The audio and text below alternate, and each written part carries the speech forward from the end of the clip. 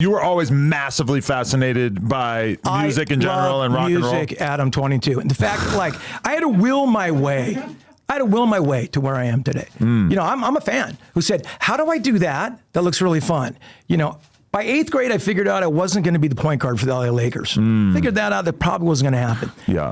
At the same time, I looked on MTV. There's David Lee Roth jumping off like a drum, just going Unchained, and I'm like into that. That looks doable, but I can't sing, can't play guitar, and can't write a song. Small obstacles on the way to success in music, but I just learned everything about it because I wanted to. I loved music so much.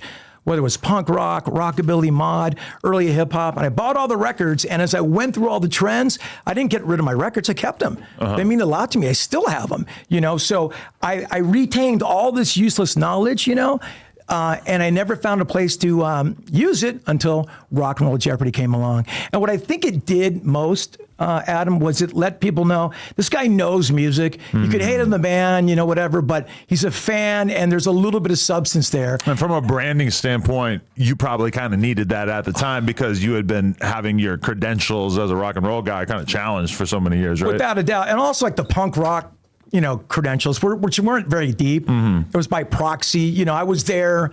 I was young enough to remember the Cuckoo's Nest in Orange County. Right. Of course, CBGB's, that whole thing, like when Circle Jerks and Black Flag and the Vandals were playing, we kind of opened for them and things like that. But we're never like, I'm a punker committed to it, because it was dangerous then. Right. If you had blue hair and you're walking down Melrose, you were making a commitment in the late 70s, early 80s. All right, so I got 2 new things that we're doing. Number 1, on Tuesdays, after we do the No Jumper show, we're going to be streaming your music after that. So hit nojumper.com, check out the music promotions tab, tap in if you want to get your songs played after the Tuesday show. And then also, if you want to do a performance video at the store on Melrose, we do have some availabilities. So hit up Josh at nojumper.com. Yes, just hit the email and we'll get back to you. Thank you. I remember the narrative when I feel like, okay, Fly popped off in what year? 99? 97. Yeah. Holy shit. So Yeah. I am 13 and I am a nu metal fan who's quickly becoming like more of a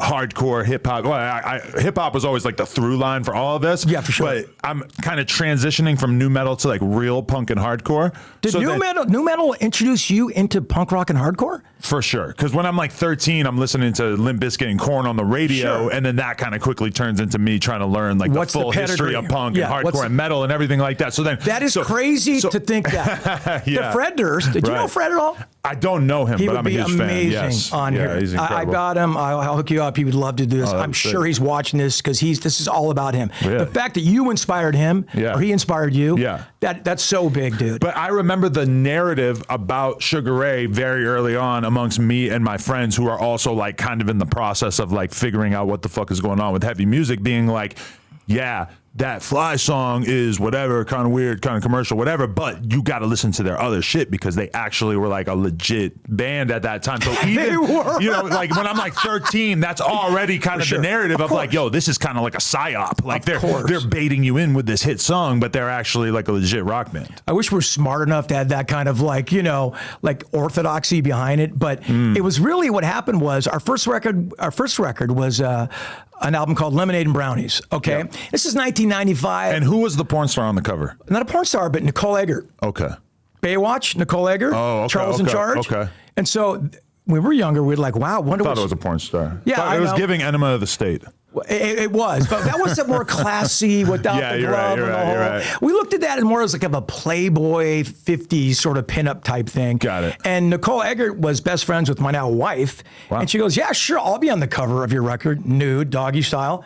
Right now, everybody's Googling it. Check it out. It's totally worth seeing. It's actually got more attention than the record did, but that was what we were trying to do. Right. Because we were in a sea of shit there, Adam, in the 90s. I was telling some of your guys here on the floor that Nirvana is directly responsible for the success of Sugar Ray. Okay. And I know you're laughing at me and people watching this are.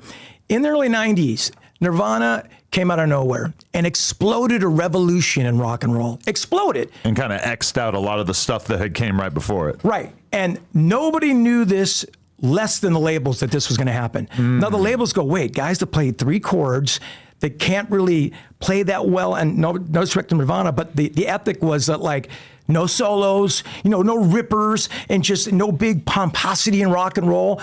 we're signing everybody. We're not going to miss this again. So in the wake of Nirvana, Sugar Ray got signed because we had a couple Les Pauls, some Marshall Stacks, and we could barely play.